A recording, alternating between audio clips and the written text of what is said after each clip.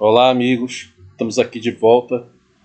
Aí, no final da parte 1, nós discutimos o contexto em que vai ocorrer a Guerra do Contestado. Falamos parcialmente dos grupos envolvidos, certo? E comentamos também, historiograficamente, por que esse movimento, agora que está tendo uma relevância, né, histórica e também tendo dos exames do vestibular. Certo? Então a tendência com a nova pesquisa é que esse movimento seja muito mais, esse movimento, essa guerra do contestado seja mais aplicada nesses exames vindouros que estão aí, devido a essas pesquisas novas que estão surgindo, né? E que vêm com novos resultados, novos atores, novos personagens, novos fatos, né? Perfeito? Então tá. Dando continuidade à parte 2, temos que lembrar que o principal grupo envolvido vai ser quem? Os sertanejos. Olha só, os sertanejos, de forma geral, eles são chamados de caboclos poceiros. Mas a gente tem que entender que o caboclo aqui, ele tem que ser redimensionado. O que é a figura do caboclo? Pode ser aquele sujeito miscigenado, né? O branco pobre, certo? O afrodescendente. Então, todo esse conjunto de pessoas, miscigenado, brancos pobres e afrodescendentes, quando eu falo brancos pobres, eu estou falando justamente de descendentes de portugueses, né? Que foram os primeiros que se estabeleceram aí nessa região, né, de Santa Catarina e Paraná, certo? Aí nós chamamos de forma geral de caboclos, certo? Etnicamente falando. Mas também, socialmente, chamamos de sertanejos, porque eles vivem no sertão. E sertão, no caso, seriam os interior ou as zonas rurais do Brasil. Entendido até aí? Beleza, né? Então tá. Então, qual era a principal forma de sustento desses caboclos poceiros ou sertanejos, que também pode aparecer com o termo jagunços, né? Tá? Aí eu não vou explicar esses detalhes, porque senão vou me perder muito aqui. Tá, sertanejos, caboclos poceiros ou jagunços. Eles viviam da produção de mate e da extração de madeira. Por quê? Porque, como nós vimos na aula anterior, os coronéis de terra pegaram as maiores e melhores porções de terra.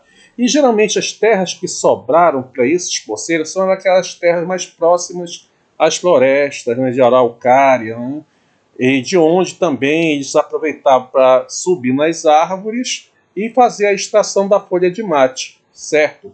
Eles extraíam a folha de mate com um facão.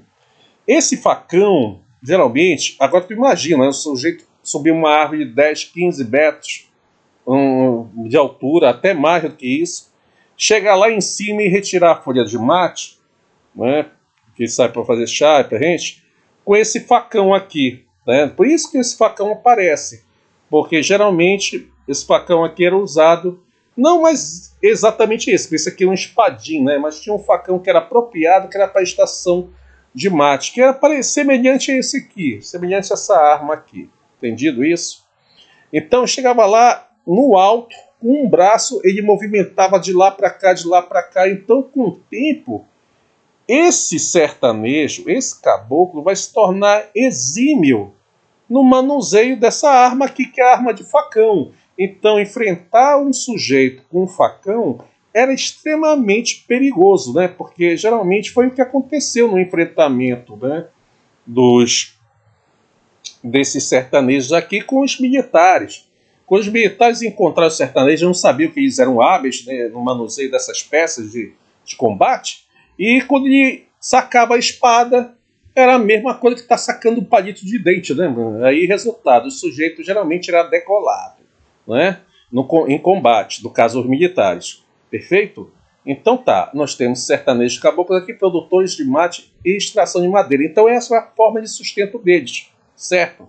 Mesmo eles não tendo as maiores e melhores porções de terra que já estavam sendo exploradas por pecuaristas ou por extratores de mate mesmo também, tem isso, né?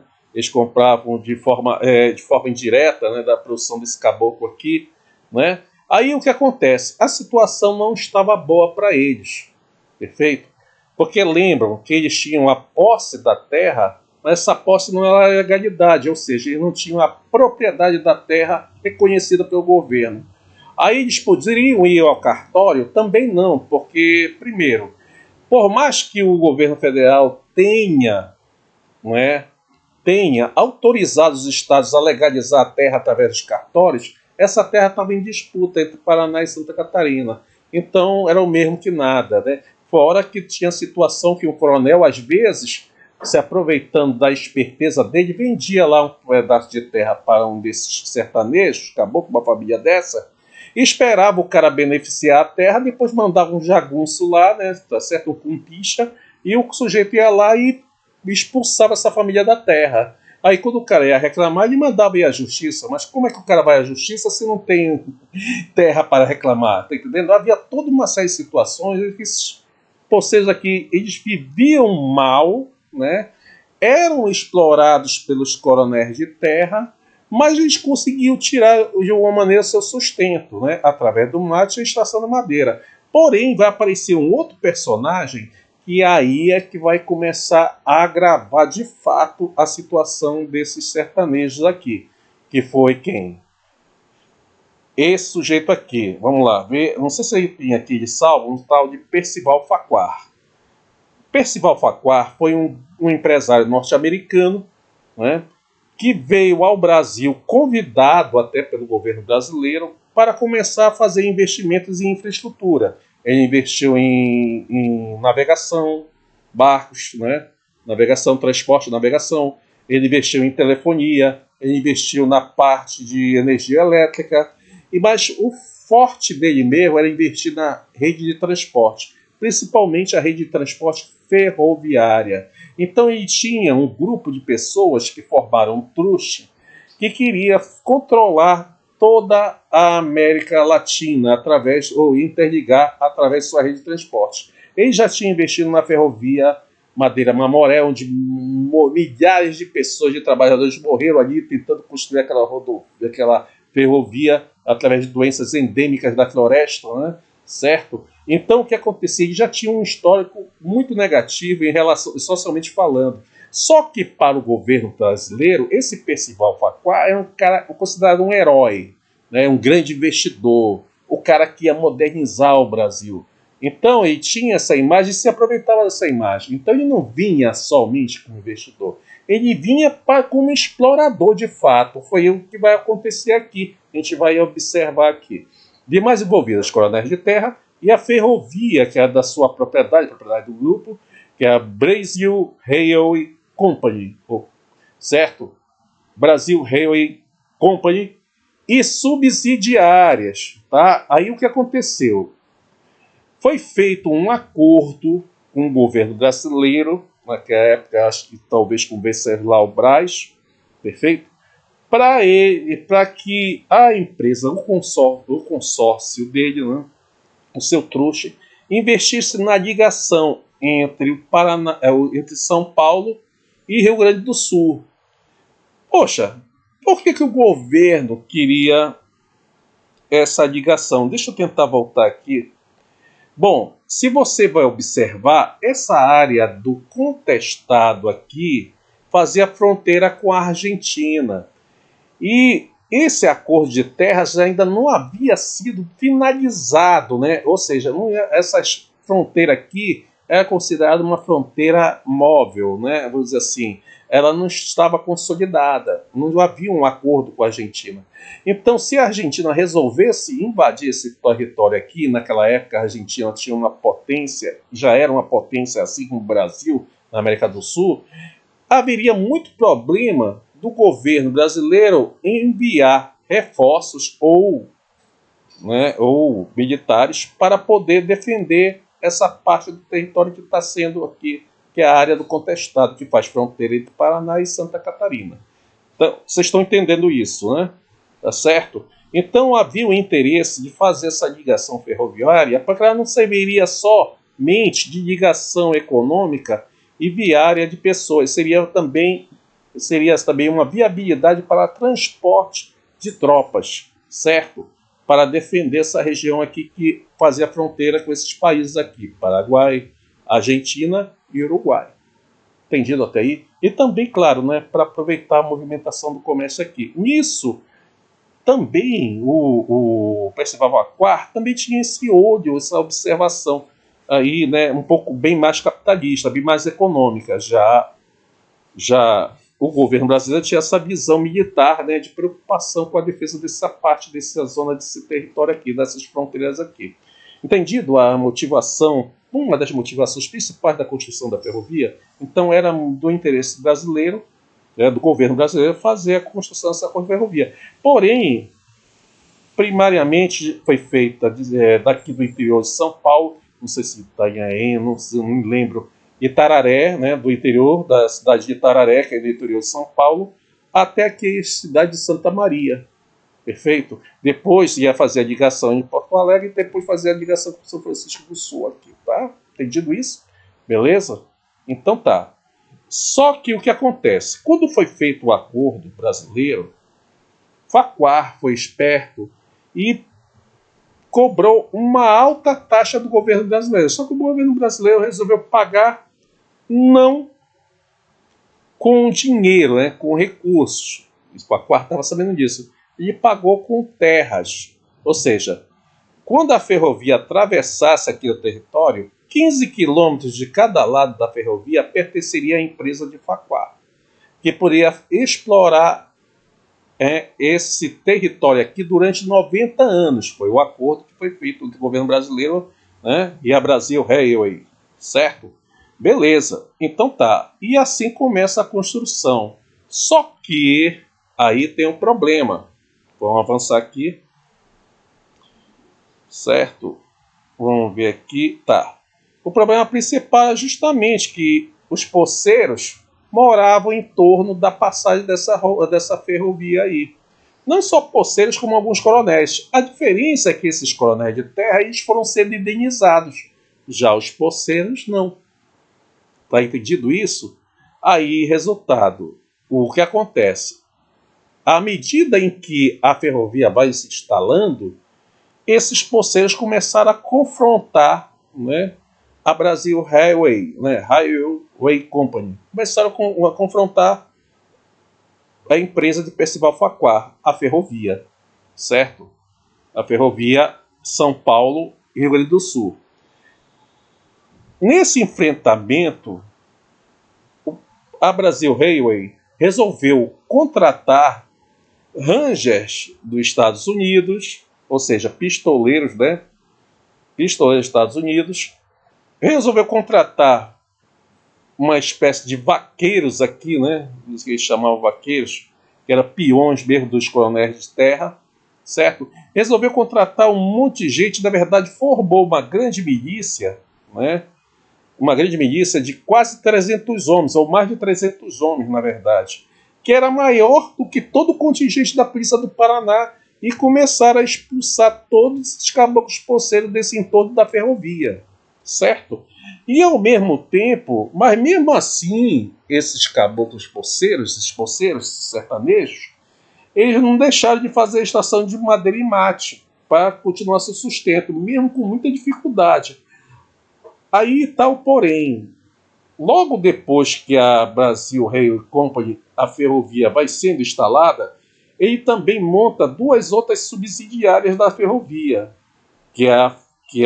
eram as serrarias Lambert e uma espécie de grande imobiliária, né, vamos dizer assim, que é a Development, que cuidava dessa regularização e da venda das terras que estavam em torno da ferrovia, certo? Olha só, quando a Lambert foi instalando essas serrarias, eram várias serrarias, né, grandes e enormes, essas serrarias que ficavam próximo, em torno das ferrovias, elas iam derrubando as árvores, né, de todo o entorno, com uma rapidez voraz, assim, usando toda a tecnologia que era permitida na época. Resultado, com isso, quando eles derrubavam uma árvore grande, acabava atingindo o quê? Um mate nativo, que é o mate da floresta, tá entendendo? Ou seja, os caras eles não tinham preocupação nenhuma com a natureza, ao contrário, eles foram devastando tudo o que eles podiam. Tanto que no final do processo, até o fechamento da Lambert, foi retirado mais de 400 milhões de pinheiros, 40 milhões de pinheiros, né, de árvores, peroba, araucária, pinheiros, né, todo tipo de árvore. Por quê? Porque essas árvores, por incrível que pareça, tinham um grande valor comercial para fazer árvores, para fazer móveis, né, e para produzir utensílios de madeira, né? Porque eram árvores bastante resistentes, né? Tá certo? E depois, é claro que para a construção da ferrovia, né, ele trouxe gente de fora para ajudar a construir a ferrovia, porque os sertanejos, né, nenhum se dispõe a isso, os moradores do entorno da ferrovia. Então ele trouxe pessoal de fora, né, tá certo? Imigrantes, né, de todo lugar do Brasil, inclusive imigrantes alemães, certo? Aí o que era feito? Aí, então, à medida que foi sendo construída a ferrovia, que a ferrovia vai se estabelecendo ao longo da trajetória, ao longo do trajeto, né, que entre São Paulo e Rio Grande do Sul, à medida que ela vai sendo construída, e ao mesmo tempo que vai sendo devastado esse território, o que vai acontecer? Vai sobrar aquelas terras que estão em torno da ferrovia, ao qual ele tem concessão de 90 anos. Ele aproveita com essa empresa que está aqui, que vocês estão vendo aqui no nosso slide, bem aqui, a Development, ele vai usar essa empresa para começar a negociar a terra com esses imigrantes de origem alemã, certo? Só que esses imigrantes de origem alemã, eles têm muito mais apoio, muito mais assistência do Estado do que esses sertanejos caboclos poceiros aqui. Porque a terra já vai ser legalizada, eles vão ter o direito à propriedade da terra, vão poder explorar a terra. Então, pode reparar que a vida dos imigrantes vai ser muito mais facilitada, né, dos estrangeiros do que dos nacionais aqui sertanejos.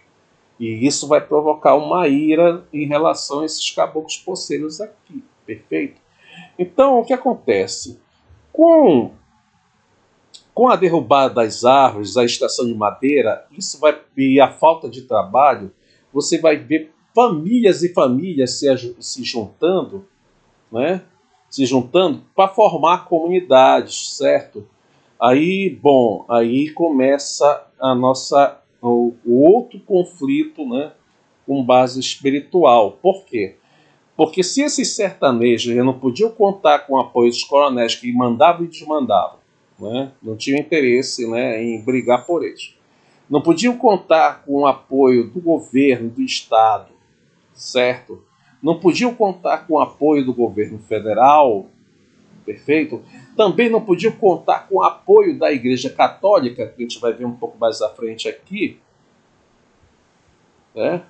Tinha esse Frei Rogério Niehaus, né, que tentou a dispensão do revoltoso mando dos coronéis. Então quer dizer que a igreja está do lado dos poderosos. Então, resultado, esses sertanejos eles vão se voltar para a crença, né, a crença do catolicismo popular, do catolicismo caboclo, né, vamos dizer assim. Perfeito?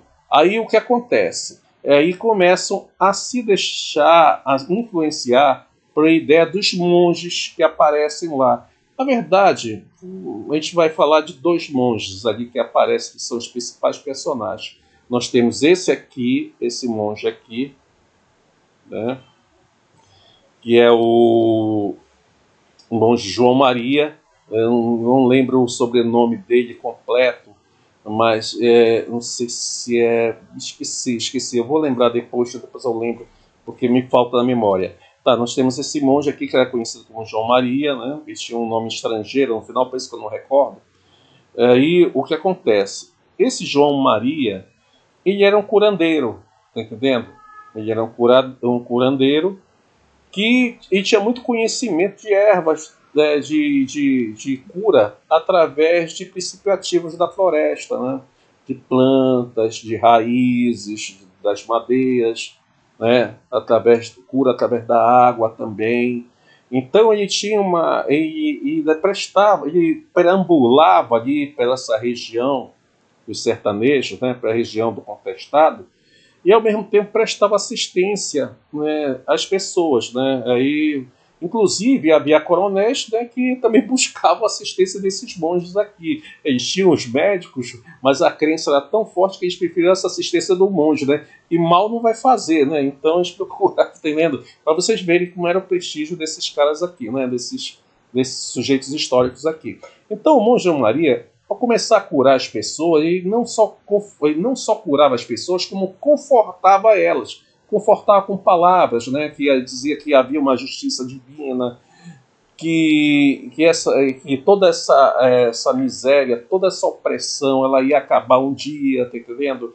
Ele tinha um discurso que era diferente das outras pessoas, que ele não tinha um discurso do conflito, mas ele tinha um discurso de respeito à natureza. Ele dizia que tinha de preservar as fontes naturais de água, porque a água gerava vida, a água curava e tudo mais. Então, muitas dessas fontes, se vocês forem lá em Santa Catarina, se vocês forem visitar, existem fontes que foram viraram patrimônio histórico por conta da passagem dele lá, né, por essas fontes que usavam essa água como forma de cura.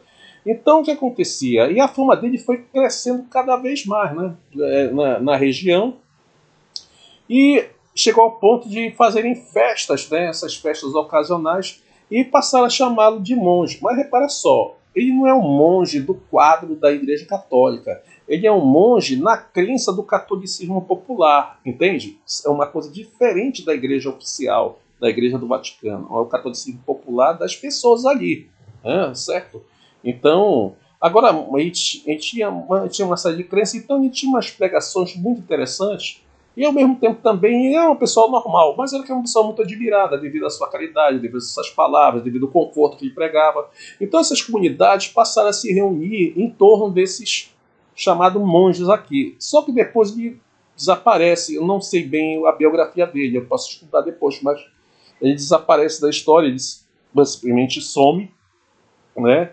E passado tempos depois, lá por volta de 1910, 1911, aparece um outro monge, né, que a gente vai ver mais à frente aqui, peraí. E é esse monge aqui. Ah, tá aqui. Aqui está, ó. João Maria de Agostinho. Esse é o primeiro monge. Era ele que tinha, né, que tinha esse contato, essa pregação, né, de confortar as pessoas, né, de dar assistência, de prestar todo tipo de ajuda que ele pudesse fazer, né, e ao mesmo tempo organizar a comunidade, né. Então ele passou e como ele é um cara que estava sempre presente com os pobres, logo o pessoal retribuía com isso, fazendo festas, fazendo eventos. E essas festas, muitas vezes, nessas comunidades eram demoradas. Por quê? Porque quanto mais tempo ele ficasse, mais pessoas ele ia tratando lá, né? Tal. E isso trazia um certo desgosto para as pessoas, mas tudo bem. Aí sumiu, certo? Ele desaparece aqui da história e depois aparece um outro monge, esse sim chamado José Maria. Bom, o José Maria aqui, na verdade, não era José Maria, mas ele se dizia irmão do João Maria, certo? E, pô, ninguém que vai investigar de onde ele veio, de onde ele veio. Ele também tinha muito conhecimento de curas, né? De cura de tratamentos à base de princípios ativos da floresta, né? À base de madeira, de raízes, né? De folhas, frutos. Então ele conhecia muito, então ele também ajudava na cura. Só que ele tinha uma pregação um pouco mais ostensiva, porque olha só a situação. Além dos caras terem sido expulsos da terra, né, e não tinham como fazer a extração de mate e madeira, que ficou muito dificultosa devido a essa questão das serrarias e também de uma empresa de distribuição de terra, de reforma agrária para os imigrantes, o que aconteceu? Aquela ferrovia, numa hora, deixou de ser construída, né? Ela acabou. Quando ela acabou, todas aquelas pessoas, aquelas 8.000 pessoas que foram embora, ficaram somente os imigrantes. E ficou também uma porção de gente que era justamente quem? Os desempregados. E esses desempregados vão se juntar com os sertanejos nessas comunidades aí, tá entendendo? Porque a fome, a falta de trabalho e a violência estavam aumentando muito. E resultado, a partir de João Maria começa a organizar a formação de povoados cristãos. Olha só, mas eram povoados cristãos, né, baseados no cristianismo primitivo, onde tudo que era produzido ou obtido em termos de alimentos, em termos de qualquer coisa, de bens materiais, era dividido com a comunidade. Então, quem tinha, comia, né, comia junto com a comunidade, e quem não tinha também trabalhava e também doava e também constituía lá, né, se envolvia com a comunidade. Ou seja, tanto faz você ter ou não ter, você estava lá com assistência. Né? Então essas comunidades começaram a crescer. E isso começou a causar certo desconforto dos coronéis, porque ao mesmo tempo que essas comunidades vão desenvolvendo, né, esses coronéis também vão perdendo mão de obra, certo? Perfeito? E aí tu sabes como é que é, né? Na feita que você contraria as autoridades, isso aí não vai dar bom resultado. Foi justamente aí que esses coronéis de terra começaram a provocar as autoridades, o governador do estado, a ir para o enfrentamento, né, contra José Maria e seus seguidores aqui, que agora eram conhecidos como fanáticos, certo? Aí João Maria tinha um discurso. Olha o discurso dele. Aí voltar aqui um pouquinho. Deixa eu voltar aqui. O discurso dele, não sei se tinha lido ou não, mas se baseava nessa história aqui de Carlos Magno e os 12 pares de França. Estão observando aqui. É um livro muito lido no Nordeste, muito lido mesmo na época, traduzido por um português aqui, né, por um português chamado Jerônimo Moreira de Carvalho, que é um escritor, né, e tradutor também. Então ele conta, né, uma versão da história de Carlos Magno ao enfrentar os infiéis. Os infiéis eram os bárbaros, né? Os bárbaros muçulmanos que invadiram a Europa em determinado período da Idade Média e tal, não sei o quê. E com isso, ele queria também reproduzir, né? Reproduzir essa luta aqui, socialmente falando, né? Tá entendendo? Com esses sertanejos aqui. Entendido isso? Então ele organizou essas comunidades e, ao mesmo tempo, mandaram forças militares contra eles, certo? Aí, então, olha, agora é o seguinte, como a aula se estendeu demais, vamos fechar aqui nessa segunda parte da aula, depois eu continuo uma terceira parte para finalizar, certo? A gente vai, deixa eu retomar aqui, aí calma lá, a gente vai entender aqui a partir desse desencadeamento do conflito aqui, o massacre de Iraí em 1912, quando vai começar o conflito. Vamos lá, só retomando aqui, só para finalizar. Aí, resultado, qual era o motivo principal da briga? Era a questão das terras devolutas, certo? E também o que? Outro motivo, a expulsão das terras e a criação das serrarias, que derrubavam as árvores, que era o principal meio de obtenção, né, de obtenção de sustento das famílias desses sertanejos aqui. Perfeito? Motivações. Motivações, nós temos o messianismo, certo? Monge João e José Maria. O João some na história, José Maria vem com uma pregação, né? A gente chama essa pregação sebastianismo, que é o seguinte, que consistia justamente, né, na vinda de um rei, né, ia fazer um governo na base de uma monarquia celestial, né, na formação de comunidades cristãs primitivas, né, crença num exército encantado. Quando eu falo exército encantado, não é um exército humano, é um exército celeste de anjos, né, que viram junto com aquelas pessoas que lutaram com ele nessa batalha de Irani, né, após um ano e tal, mas eu vou explicar isso na terceira parte, para estabelecer a monarquia celestial, certo? Então nós vamos ter o desencadeamento do conflito, que vai ser o massacre de Irani em 1912, que é o início da Guerra do Contestado, perfeito? A gente sai da fase latente, né, onde estava aquela reação psicológica de mal-estar geral dessas comunidades, desses sertanejos aqui, e eles vão para o enfrentamento. Aí, nesse enfrentamento, eles vão enfrentar o governo, queimando cartórios, vão enfrentar o capital, enfrentando a Brasil Railway, Lumber e a Development, né? E também vão enfrentar quem? O exército, certo? Perfeito? E vão enfrentar o Estado e o Estado e o capital. Entendido até aí? E também vão enfrentar quem? Os coronéis de terra. Então vai ser uma guerra total. Perfeito? Que a gente deixa para a próxima aula ou videoaula. Perfeito? Abraço aí, pessoal. Até mais.